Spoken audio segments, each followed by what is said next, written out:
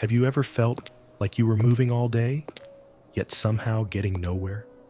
Your feet ache, your hands are worn, your nights are short, and still, others seem to arrive earlier, with calmer faces and lighter steps.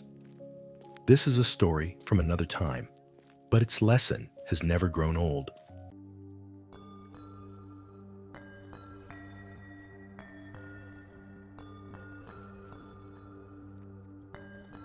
In a small American town near the edge of the coast, sometime in the early 1930s, there lived a postal worker named Evan.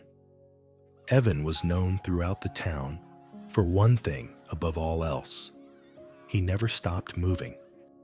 Every morning before sunrise, Evan climbed into his old delivery truck, a rattling machine with wooden panels and a tired engine.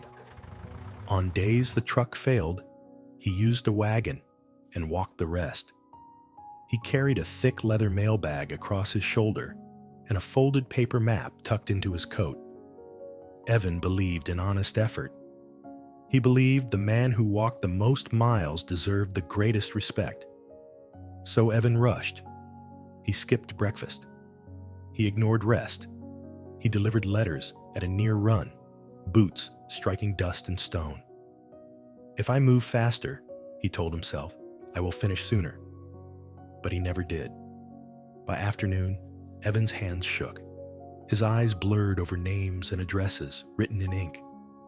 Sometimes he placed letters in the wrong box and had to walk back miles to fix the mistake. Still, Evan pushed harder. Across town worked another postman named Clara. Clara was quiet. She walked, never ran. She carried a small paper ledger and stopped often to write notes. Strangely, Clara always returned before sunset. Her routes were clean, her deliveries precise. This confused Evan. One autumn day, heavy rain soaked the town roads into mud. Wheels sank, boots slipped. Evan decided this was the day he would prove himself. He trusted only his memory, folded his map away, and hurried from house to house. But exhaustion clouded his mind. He missed turns. He doubled back. He walked the same road 3 times without realizing it.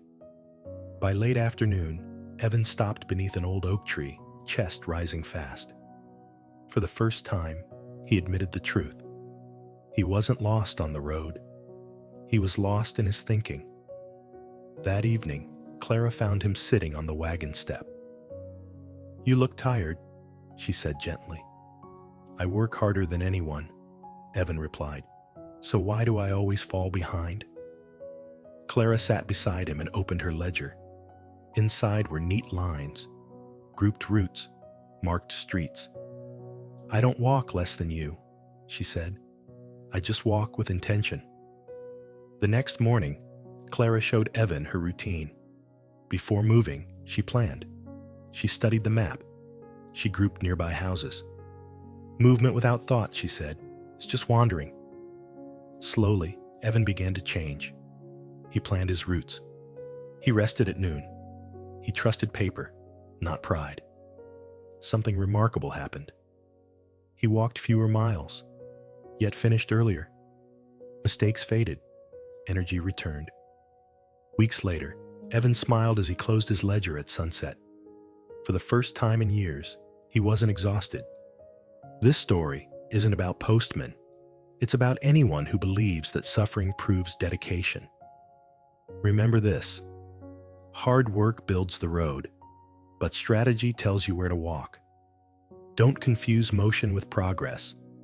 Don't mistake exhaustion for honor. Sharpen the mind, and the journey becomes lighter. And so, as the sun lowers and the road grows quiet, remember this lesson from another time. Not all progress comes from walking faster. Some progress comes from knowing where you are going. Hard work will carry you far, but wisdom will carry you home. If this story felt familiar, if it reminded you of your own long days and tired nights, take a moment to pause. Ask yourself, am I moving with purpose or just moving? Thank you for spending this time with the Vintage Archive, where old stories carry timeless truths. If you found value here, leave a quiet mark, a like, a comment, or a thought of your own. And share this story with someone who may be walking a long road without a map. Until next time, slow your steps, sharpen your mind, and remember, the journey is lighter when you walk it wisely.